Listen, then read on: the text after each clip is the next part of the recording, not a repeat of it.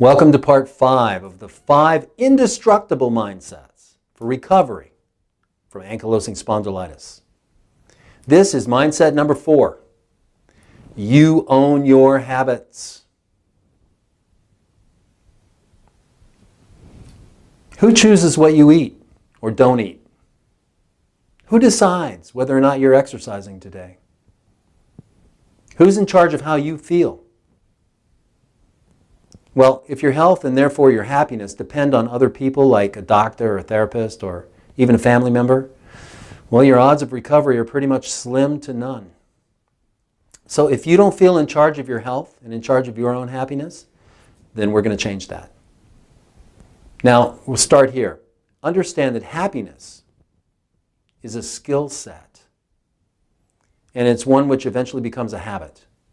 And that habit doesn't always come naturally to people. In fact, most people have to learn how to be happy because life has taught them how to be very, very unhappy most of the time. So let's start here. A good place to begin learning to be happy is by acknowledging a little known but important life lesson. It goes like this. There are only 2 things in life that we can control. That's it. Let me repeat that. There are only 2 things in life that we can control. And trying to control anything else is a waste of time, a waste of effort, and it almost always leads to disappointment. So trying to control anything which is beyond your control, surefire recipe for struggle and stress.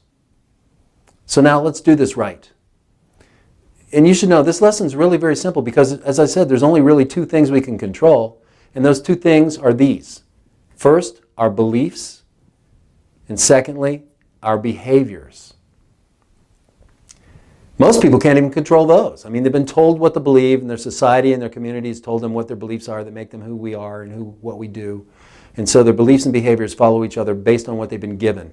But now you've come to a point in your life where you recognize as an adult, you get to determine what your beliefs are. You get to decide what your behaviors will be going forward. And that's the key to recovery. All right? The truth is, everything we experience in life follows from what we believe and how we behave.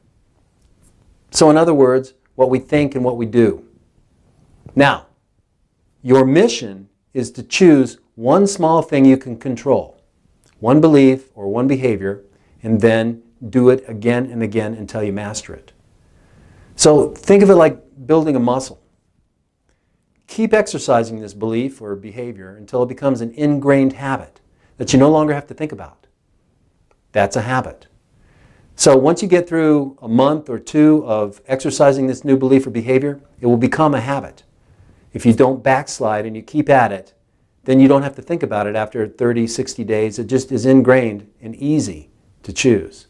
So once you get to that point, then choose the next habit you want to develop and master that one. So in a short time, or maybe an intermediate time, you're going to start owning your habits. And then you'll realize that you become the master of your own beliefs and your own behaviors. Then that's when the wonderful realization occurs, the payoff, guys. You've become the master of your own life.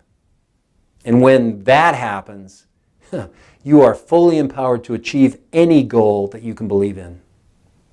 Seriously. Others have done it, so why not you? Begin here. Master mindset number 4, which is you own your habits.